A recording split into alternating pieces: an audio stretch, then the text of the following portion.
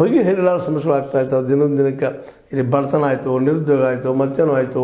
ಇವೆಲ್ಲ ಕಾರಣಕ್ಕಾಗಿ B J ಪಿಯಿಂದ ಜನ ದೂರ ಸರಿತಾ ಇದ್ದಾರೆ. ಆದರೆ ಅಧಿಕಾರದ ರುಚಿ ಉಳ್ಳಂಥ ಬಿ ಜೆ ಪಿಗರು ಯಾವುದೇ ಪ್ರಸಂಗದ ಅದಕ್ಕೆ ಗೆಲ್ಲಲೇಬೇಕು, ತಗೊಳ್ಬೇಕು ಅನ್ನೋ ಕಾರಣಕ್ಕಾಗಿ ಇವರು ತಮ್ಮದೇ ಅಂತ ಏನೋ ಪ್ಲ್ಯಾನ್ ಮಾಡ್ತಾಯಿದ್ದಾರೆ. ಪ್ಲ್ಯಾನ್ ಮಾಡಿ ಅನೇಕ ಮತದಾರರ ಮತವನ್ನು ಕಚ್ಕೊಳ್ತಾ ಇದ್ದಾರೆ ಅನ್ನೋದು ಒಂದು ಪ್ರಬಲವಾದ ಆರೋಪ.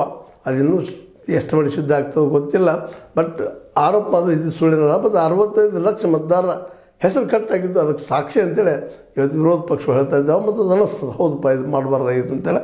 ಏನೋ ಆಗಲಿ, ಆಧಾರ್ ಕಾರ್ಡನ್ನು ಪರಿಗಣನೆ ಮಾಡಿ ಆಧಾರ್ ಕಾರ್ಡು ಮತ್ತು ವೋಟಿಂಗ್ ಲಿಸ್ಟನ್ನು ಮ್ಯಾಚ್ ಮಾಡಿದರೆ ನಿಶ್ಚಿತವಾಗಿ ಬೋಗಸ್ ವೋಟ್ಗಳು ನಿಲ್ತಾವೆ ಅನ್ನೋದು ಒಂದು ಪ್ರಬಲವಾದ ಆಧಾರ.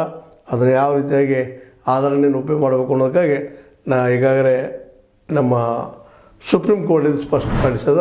ಅದರ ಪರ್ವತಕದ ಆಧಾರ ಅಲ್ಲ ಅನ್ನೋ ಮಾತನ್ನು ಸೇರಿಸಿದ.